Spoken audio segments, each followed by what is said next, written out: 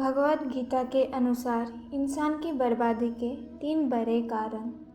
श्रीमद् भगवद गीता में भगवान श्री कृष्ण ने इंसान की बर्बादी के 3 ही कारण बताए थे। मनुष्य की बर्बादी के ये कारण आज भी सटीक है। कहते हैं कि मनुष्य यदि अपनी बर्बादी के कारण को जान जाए तो वो अपने जीवन को सुखमय बना सकता है।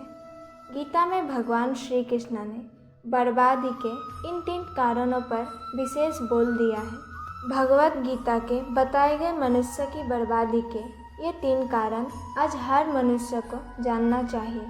ये कोई मैं नहीं बता रहा, बल्कि गीता में ऐसा वर्णन मिलता है। क्या आप जानते हैं कि मनुष्य की बर्बादी के 3 कारण कौन कौन से हैं? यदि नहीं, तो आगे हम इसे एक कहानी के आधार पर जानते हैं। प्राचीन काल में एक शाही परिवार में एक लड़के का जन्म हुआ। कम उम्र में ही शाही थाट से दूर गुरुकुल में भेज दिया था। गुरुकुल में ये बालक सबसे होनहार था। उसने वेदों और शास्त्रों का अध्ययन किया। गुरुकुल में अभी उसकी शिक्षा समाप्त भी नहीं हुई थी कि उसके माता पिता और सभी भाई बहन प्राकृतिक आपदा में मारे गए। शिक्षा समाप्त करने के बाद इस बालक ने प्रण लिए कि उसका सारा जीवन लोगों की भलाई में ही बीतेगा। अब इस सन्यासी ने अपनी सारी महत्वाकांक्षा त्याग दी। वो सांसारिक वस्तुओं को छोड़कर हिमालय के जंगल में चला गया। उसने लंबे समय तक तपस्या की। धीरे धीरे इस सन्यासी की चर्चा सभी जगह होने लगी। उस राज्य का राजा बहुत ही क्रूर व्यक्ति था। राजा ने सन्यासी से भेंट करने की ठानी, जिसके बाद राजा उस सन्यासी से इतना प्रभावित हुआ कि उसने अच्छाई की राह पर चलने की ठान ली। राजा मन ही मन सोचने लगा कि अगर ये सन्यासी मुझे चंद मिनटों में ही इतना कुछ बदल सकता है, तो यदि ये मेरे पास रहने लगे तो मेरी ज़िंदगी ही बदल जाएगी। इसके बाद राजा ने सन्यासी से अपने साथ चलने की आग्रह करने लगा। सन्यासी इसके लिए मान गए और राजा उन्हें साथ लेकर महल में चले गए। वहाँ राजा ने सन्यासी को शाही कमरे में भोजन करवाया। सन्यासी ने राजा का धन्यवाद किया और जाने की आज्ञा मांगी, जिस पर राजा ने कहा, आप हमारे बगीचे में हमेशा के लिए रह सकते हैं। सन्यासी ने राजा के प्रस्ताव को स्वीकार कर लिया। बगीचे में सन्यासी के लिए एक कुटिया बना दी गई। राजा ने भी सन्यासी की खूब सेवा की। कुछ समय बाद अचानक राजा और रानी अपने पड़ोस के राज्य में चले गए।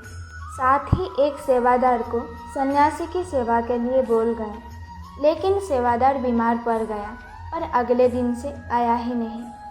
ऐसे में सन्यासी को कोई भोजन देने वाला भी नहीं था। कुछ दिनों के बाद जब राजा वापस आए तो सन्यासी ने राजा को बहुत डांटा। राजा ने सन्यासी से क्षमा मांगी और फिर सब कुछ ठीक हो गया। फिर कुछ दिन बाद राजा को राज्य से फिर कुछ दिनों के लिए बाहर जाना पड़ा। इस बार राजा ने रानी को आदेश दिया कि जब तक वो आते नहीं, तब तक सन्यासी को किसी प्रकार की दिक्कत नहीं होनी चाहिए।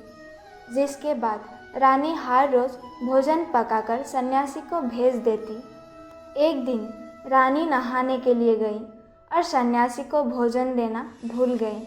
जब भोजन नहीं आया तो सन्यासी सोच में पड़ गया और वो खुद महल में जाकर देखा। सन्यासी की नज़र रानी पर पड़ी। उसने रानी के अद्भुत रूप को देखकर चौकित हो गया। सन्यासी रानी की सुंदरता को भुला ना सका और उसने खाना पीना छोड़कर अपनी कुटिया में पड़ा रहा। राजा जब वापस लौटे तो उसे सन्यासी के हाल का पता लगा। राजा ने जब सन्यासी से ये सब पूछा तो उसने कहा कि मैं रानी की अद्भुत सुंदरता का कायल हो गया हूँ। इस पर राजा ने सन्यासी से कहा कि आप मेरे महल में चलिए, मैं रानी आपको दे दूँगा। कुछ दिनों के बाद रानी ने उस सन्यासी से कहा कि आप क्या थे और क्या हो गए? आज आप वासना के कारण मेरे गुलाम हो गए। ये सुनकर सन्यासी को महसूस हुआ कि वो तो एक सन्यासी है। सन्यासी ज़ोर ज़ोर से चिल्लाने लगे और रानी से कहा, मुझे क्षमा कर दीजिए। इस प्रसंग का सार ये है कि जब इच्छा पूरी नहीं होती है तो क्रोध उत्पन्न होता है, और अगर पूरी हो जाए तो लालच बढ़ता है। दोस्तों, आप लोगों ने इस कहानी से क्या सीखे, कमेंट करके एक बार ज़रूर बताएं। धन्यवाद।